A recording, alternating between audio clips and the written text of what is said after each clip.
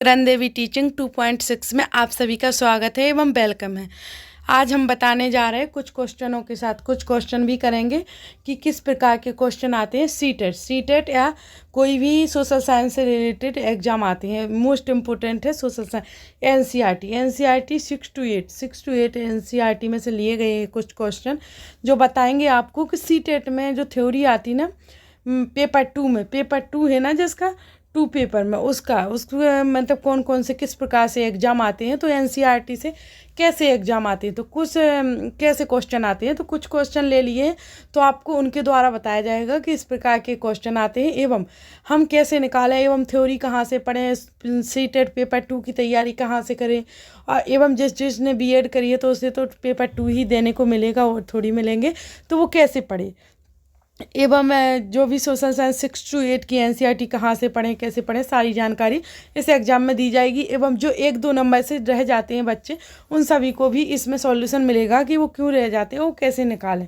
एक जो नए विद्यार्थी अभी सीटेट का फॉर्म डालेंगे तो उनके लिए भी इम्पोर्टेंट है।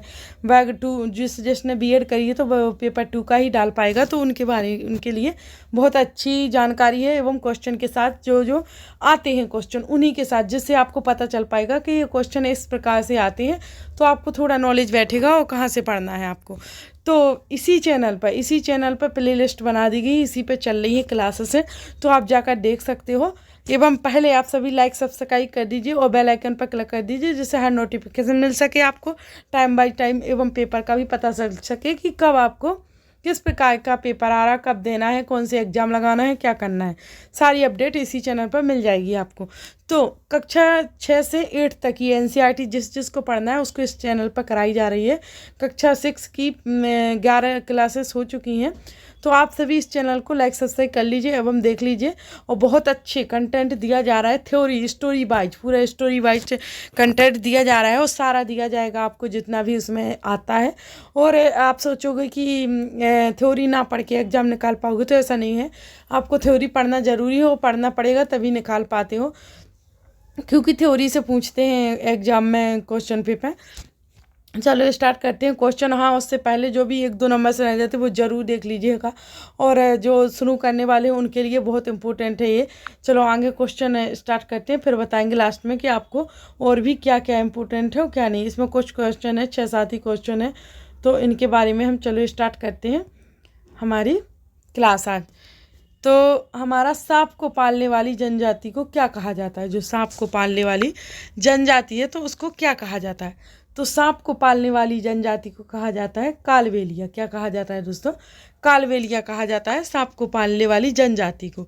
इस प्रकार से क्वेश्चन आते हैं हमारे एग्जामों में, तो हम रह जाते जिसको नहीं आता कि कैसे क्या करें क्या नहीं करें। तो थ्योरी पढ़ना है, कुछ नहीं करना है, सिर्फ थ्योरी पढ़ना है। कौन सी, एनसीईआरटी पूरी करना है। तो आप पहला पेपर भी दोगे ना तो ईवीएस तो वैसे ही भी निकल जाएगा, और जो आप सेकंड पेपर की तैयारी कर लोगे तो पहला तो वैसे ही निकल जाएगा, क्योंकि इंग्लिश हिंदी वही आ जाएगा।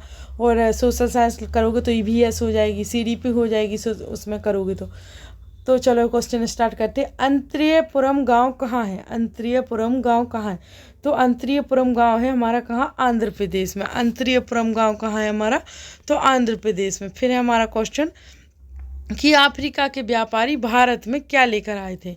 अफ्रीका के व्यापारी हैं जो भारत में क्या लेकर आए थे, तो अफ्रीका के व्यापारी भारत में भिंडी लेकर आए थे।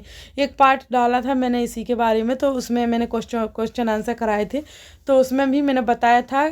तो मैंने मिर्च के बारे में बताया था और भिंडी के बारे में भी बता दिया था। तो अफ्रीका के व्यापारी भिंडी लेकर आए थे। एवं दक्षिण अमेरिका के व्यापारी आलू टमाटर एवं मिर्च लेकर आए थे। चलो आगे स्टार्ट करते हैं। कुचिपुड़ी नृत्य कहाँ का राज्य, कुचिपुड़ी नृत्य किस राज्य का है, कुचिपुड़ी नृत्य किस राज्य का है, तो कुचिपुड़ी नृत्य है आंध्र प्रदेश राज्य का। एवं ये शास्त्रीय नृत्य है। कौन है ये शास्त्रीय नृत्य है, तो ये शास्त्रीय नृत्य है एवं आंध्र प्रदेश का है। तो इसको एक इस प्रकार से भी याद कर सकते हैं कि अंधेरे में कच्ची पुड़ी खाई, हमने क्या खाई, अंधेरे में कच्ची पुड़ी खाई, तो कुचिपुड़ी नृत्य हो जाएगा हमारा आंध्र प्रदेश का। और फिर है हमारा तोप का इस्तेमाल किस शासक ने किया? तोप का इस्तेमाल किस शासक ने किया? तो ये सब हिस्ट्री के क्वेश्चन है, तो इस प्रकार से हिस्ट्री सारी एनसीईआरटी कराई जाएगी, 6 to 8 कराई जा रही है, तो आप देख लीजिए, प्ले लिस्ट भी बना दी गई, तो आपको आराम से क्वेश्चन लगा पाओगे। तोप का इस्तेमाल किस शासक ने किया? तो तोप का इस्तेमाल किया हमारे औरंगजेब शासक ने। तो औरंगजेब शासक ने तोप का इस्तेमाल किया। फिर है गोलकोंडा के किले में कौन कौन सी चीज़ें मिली थी? गोलकोंडा किले में कौन कौन सी चीज़ें मिली थी? गोलकोंडा किले में बर्तन मिले थे, औजार, हथियार, जेवर, ये सभी मिले थे। तो इनमें का आंसर क्या आ जाएगा कि इनमें से सभी गोलकोंडा किले में क्या क्या मिला था? तो ये सभी मिले थे गोलकोंडा जिले में, ठीक है, किले में, सॉरी।